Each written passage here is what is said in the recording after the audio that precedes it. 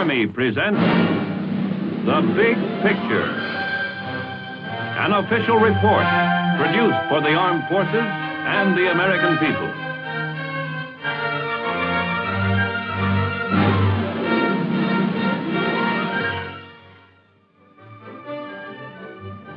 When you're in the Army, you get a chance to do a lot of traveling, see a lot of sights, and meet all kinds of interesting people.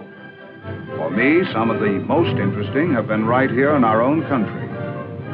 My name's Sergeant Stuart Queen, host for The Big Picture. A good percentage of ideas for The Big Picture is taken right out of our history books. Other stories feature current Army activities of interest to the nation. But once in a while, something unusual comes along, tying in the present with the past, and we come up with a warm, human interest story. In my work, I get around the country quite a bit. It's part of my job. And whenever I'm in this particular vicinity, along this stretch of road, I stop by a quaint little restaurant called Charlie's Harbor Inn. Because it was here at Charlie's, this story happened some months ago. It was right here I discovered for myself that truth can be stranger than fiction.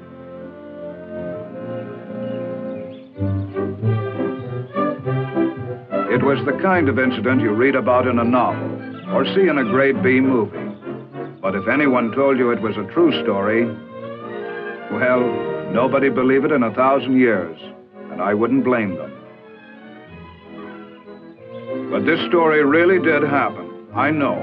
Because I was there when it did, and I saw it all.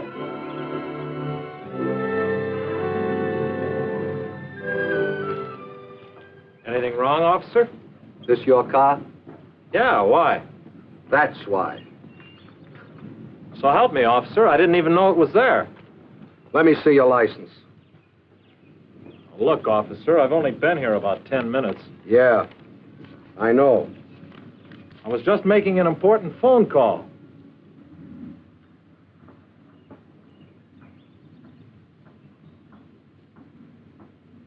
Don't I know you from somewhere?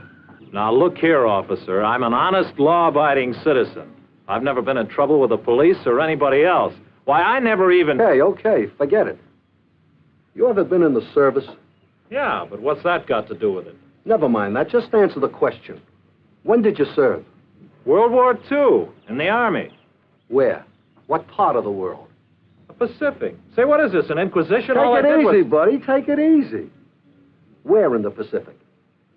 I started in Australia, then New Guinea, New Britain, the Admiralties, and let's see, the Philippines. The Philippines? Where in the Philippines? Mostly Leyte and Luzon. Aha, Luzon. We hit Lingayen Gulf, then right down to Manila. You were in the Battle of Manila? From the kickoff till the final whistle. Santo Tomas. Mean anything to you? I rode the back of the first tank in. I thought I recognized you. Me? From where? From Santo Tomas. You see, I was one of the civilian prisoners there on Manila that you and your outfit liberated. No kidding. Yeah. Well, if this ain't the...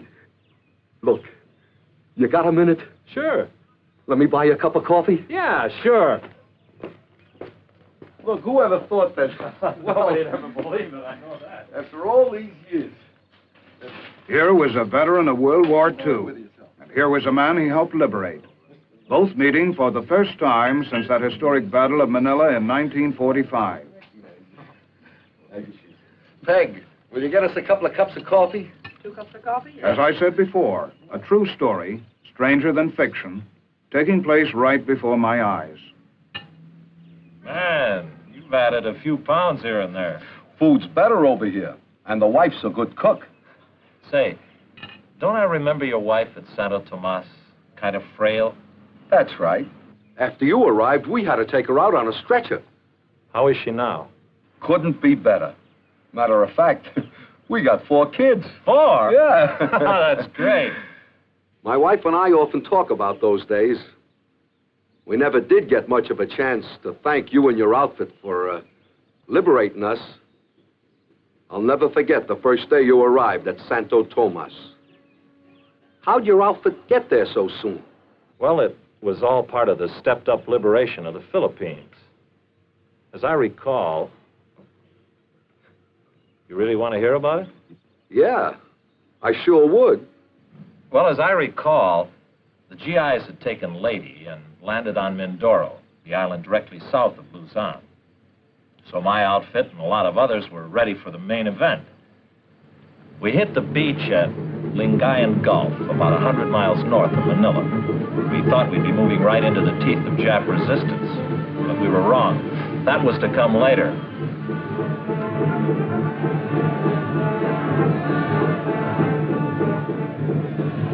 We pushed on down the valley toward Manila, cleaning out little pockets of resistance where we found them.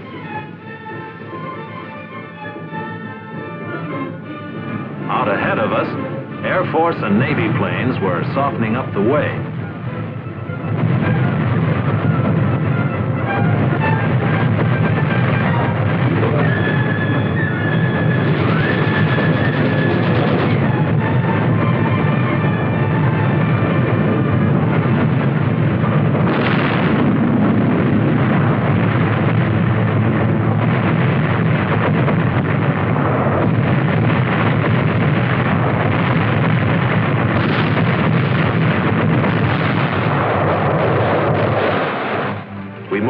Cautiously forward, wondering what had happened to the enemy. And for a while there, it looked like we were tourists having ourselves a real ball. Along the way, one of the GIs picked up an innocent-looking piece of paper, which turned out to be a Japanese field order. It stated, "All Filipinos found on the field of battle were subject to immediate execution." This applied to all Filipinos in Manila. Filipino guerrillas brought in reports that American and Allied prisoners were starving and being mistreated in the city. So we stepped up the pace in the outskirts of Manila and finally established contact with the enemy. But we soon lost it, and we realized that the Japs were withdrawing to the heart of the city. At Grace Park, where the monument stands, snipers took pot shots at us and slowed down our advance somewhat. And the only satisfaction I recall here was that my outfit was the first to enter Manila proper.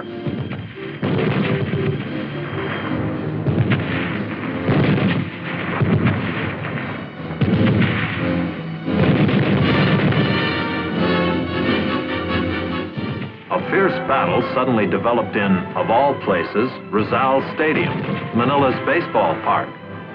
The enemy had dug himself in under the stands, and we slugged it out with him with no cover.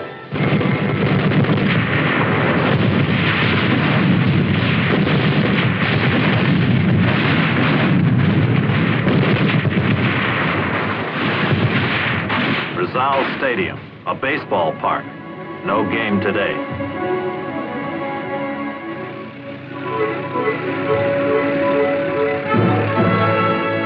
Then we raced into the University of Santo Tomas and liberated, along with you, hundreds of American and Allied internees. It had been 3 years since this pathetic group of prisoners had seen a free American or a square meal.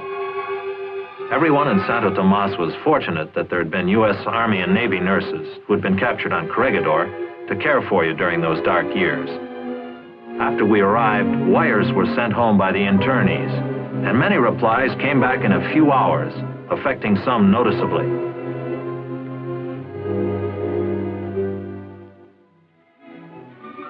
But for everyone, the liberation was a big celebration party. Kids who'd had no toys for 3 years now had giant-sized ones. And all of us were discussing how wonderful it was that the nightmare was over, at last.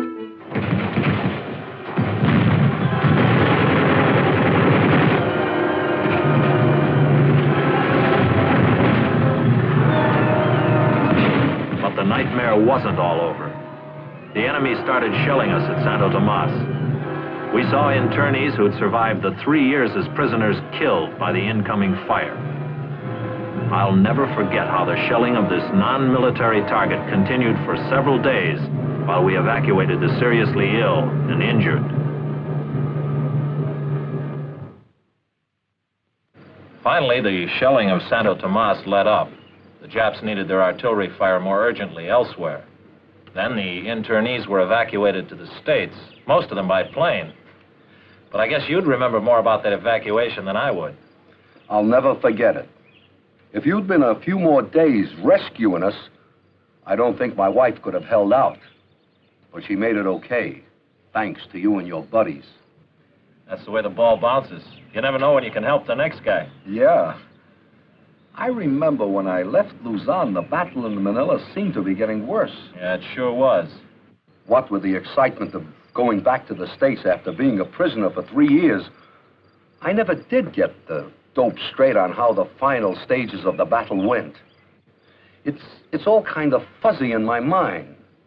All I know is we won, but it was quite a scrap, wasn't it? It was rough. Yeah, I know. How'd you make out after I left?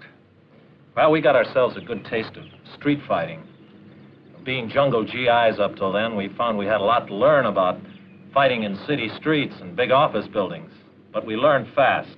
Combat is one thing for sure, a good teacher. How'd you come out? Oh, me personally, okay, but not so for some of the others. The deeper we got into Manila, the more fanatical the Jap resistance became. They couldn't escape, and they wouldn't surrender, so they fought till they died, most of them anyway. Our casualties were heavy. And the more we moved into the heart of the city, the more the enemy took advantage of the huge government buildings for defensive positions. Some of the buildings had to be ripped apart stone by stone before we could continue our advance. The enemy defensive plan soon became apparent. He was fighting delaying actions to allow his troops to cross the Pasig River, which cuts Manila east and west right through the middle.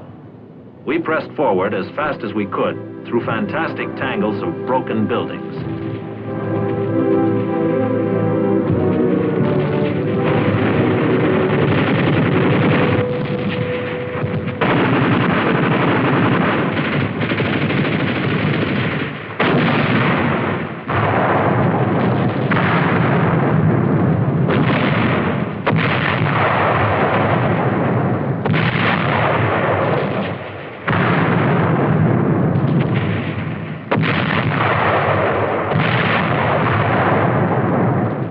After each Jap unit crossed the Pasig River, a bridge was destroyed, leaving one less for us when we reached the river.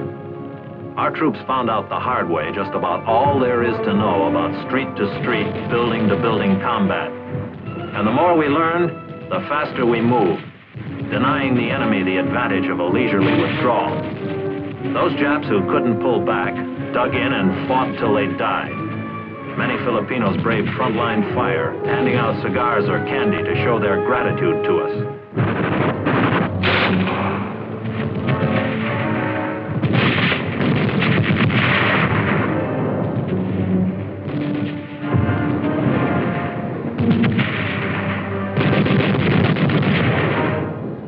The enemy had orders from the Imperial High Command: hold Manila or burn it.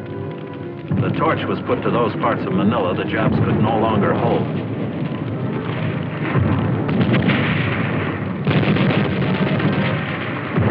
Barrels and drums of gasoline and motor oil were detonated by the Japs inside buildings from one end of Manila to the other. And through all of the inferno, the GIs kept up the initiative, carrying the attack forward toward the Pasig River.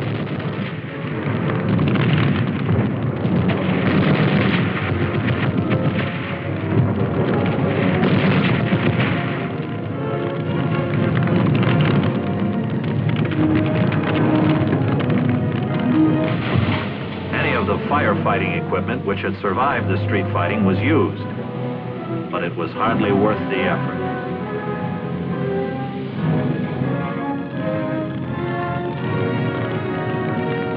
The fire gained momentum, burning city blocks at a time, consuming everything in its path that would burn, and it seemed to reach its peak of destruction at night.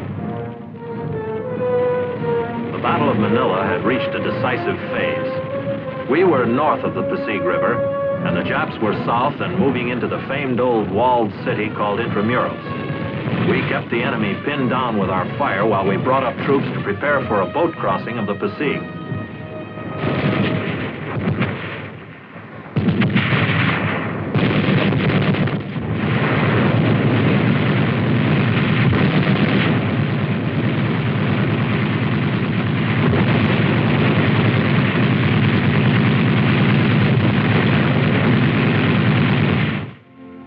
Several times we saw General Macarthur supervising the direction of battle. At one moment, he gazed out across Manila Harbor at an island of rock called Corregidor. No doubt he recalled how the Japanese had attacked the Philippines in December 1941.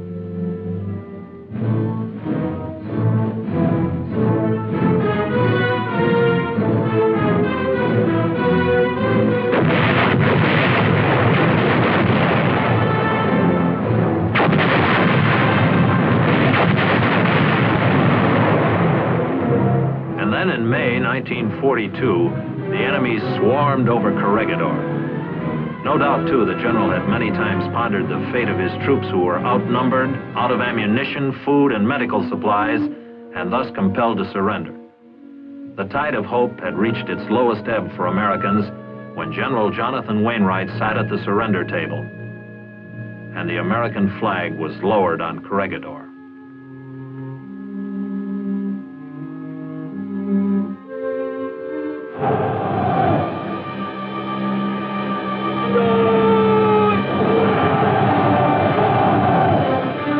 One thing General Macarthur wanted more information about: the condition of the prisoners taken on Corregidor and elsewhere in the Philippines. The word had gotten around about the death march, the forced march of the American prisoners by the Japanese, which caused many to die. These were the troops the general had in mind when he returned to the Philippines. The general had all of those depressing memories of 1942 to consider while he directed the battle in Manila 3 years later, during February 1945. An isolated pocket of Jap resistance developed in Manila's city prison, called Bilibid. Filipinos brought in word that American prisoners, many captured on Corregidor, were being held in Bilibid. We stepped up the attack and raced toward the city prison.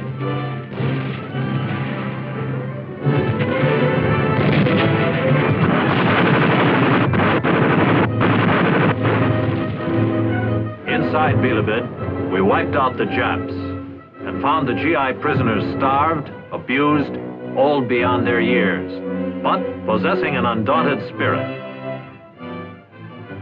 They lined up for chow with a 3-year appetite. These were young fighting men on Corregidor. Now they were no longer young, but they were alive. While the battle raged on, preparations were made for an aerial invasion of Corregidor. For Manila could not be secure without Corregidor in our hands. A parachute jump would be coordinated with an amphibious landing on the island fortress. Air Force and Navy pounded the rock while the troop carriers flew in the parachutists.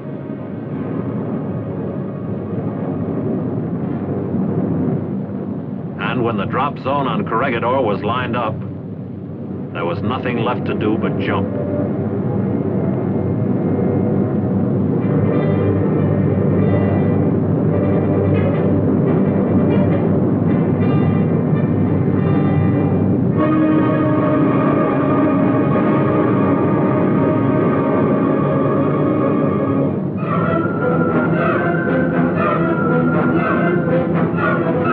Supplies were dropped right where they were needed.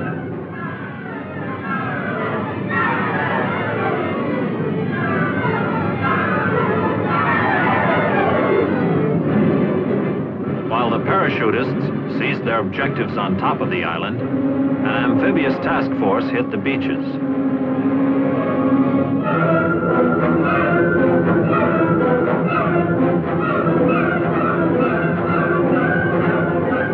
Another airdrop of supplies, for at first, everything was delivered by parachute.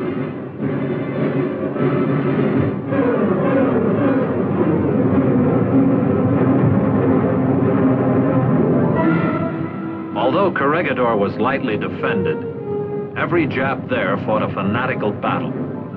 While the island fighting continued, the battle in Manila was going into the final phases. All of the enemy forces alive had withdrawn into the walled city south of the Pasig River. Now the Japs literally had their backs to the wall. They couldn't escape and wouldn't surrender. So we got set for the final round. The plan, roughly, was to concentrate our artillery, mortar, and small arms fire on the enemy while we crossed the Passy. Wire communications were strung to assure the closest coordination of overhead fire.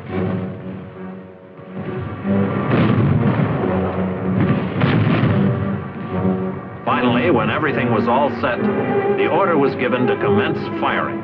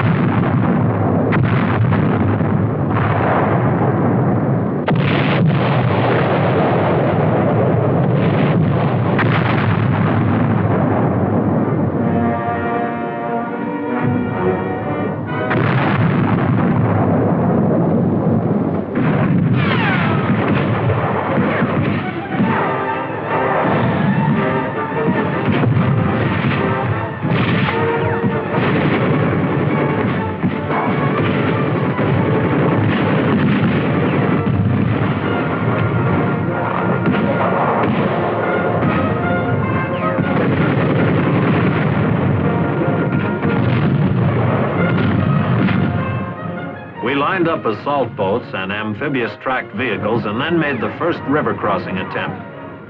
We had no way of knowing how successful our concentration of fire had been on the enemy in the walled city, but we found that they apparently were effective since the only incoming fire on us was small arms.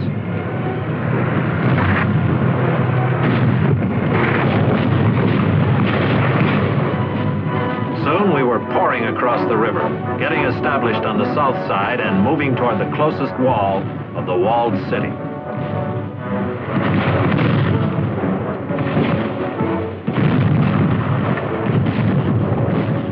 All of us knew by now that the toughest barrier of Manila was directly ahead, the 14-foot thick wall of Intramuros.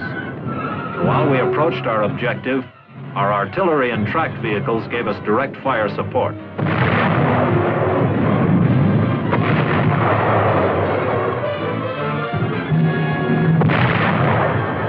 Between the river and the walled city was an open park area. And as we moved over it, we realized that this was the first open spot we had crossed since the Battle of Manila had begun.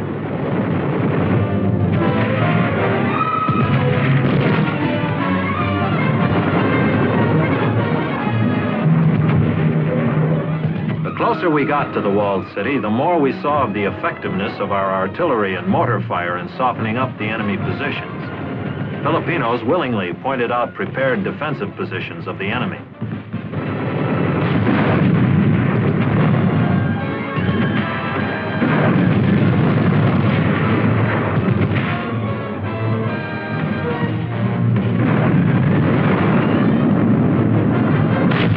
Finally, we reached the outside wall.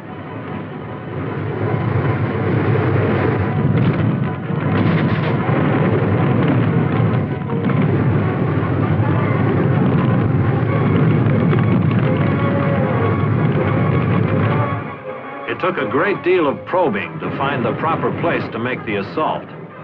For breaching this fortress was no easy matter regardless of how much artillery we had poured into it. But we finally cracked it.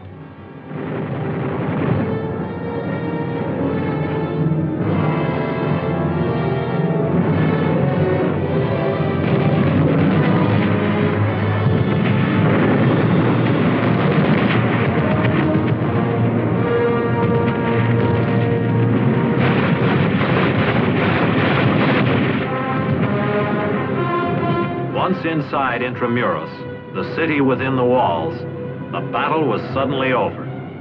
Only the rubble and chaos of combat remained. And among the debris, we found human wreckage.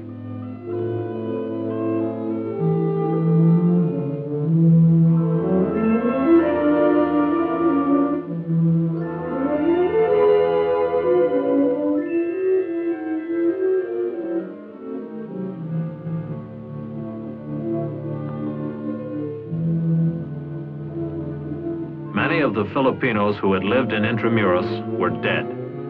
Those who somehow miraculously survived started a great mass exodus across the river to go anywhere. Anywhere away from the horrors of the walled city.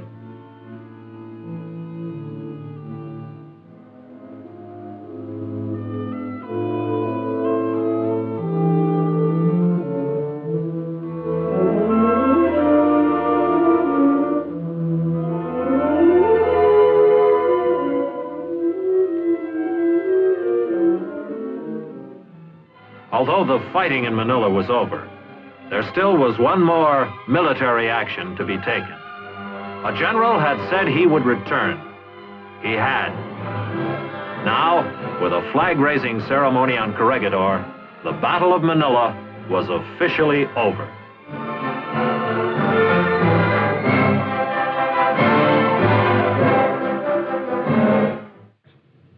And that's how the Battle of Manila went. It was a rough one. Gruesome at times. And I thank my lucky stars I got out of it okay. Some of my best friends didn't. Maybe you'll understand how indebted I feel towards them. Yeah, I guess so. Look, you gotta come out to the house and see the wife. I can't tell you how happy she'll be to meet you again. Why don't you come out some night for dinner? Soon. Whatever you say. Good.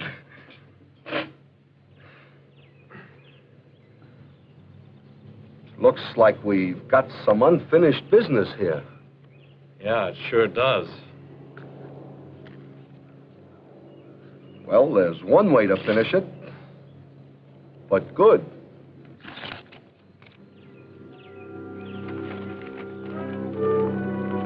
That's just the way it happened, and a good finish it was for a true story. In an important sense, the incident has meaning for all of us, for it brings into sharp focus the great sacrifices and courage which typify our armed forces. It is this type of unsung action that gives depth and meaning and purpose to military history and to a country's heritage. Oh yes, one more thing I'm sure about. It'll be a long time before I can forget Charlie's place. It will always remind me of a certain careless motorist and a good-natured, forgiving cop.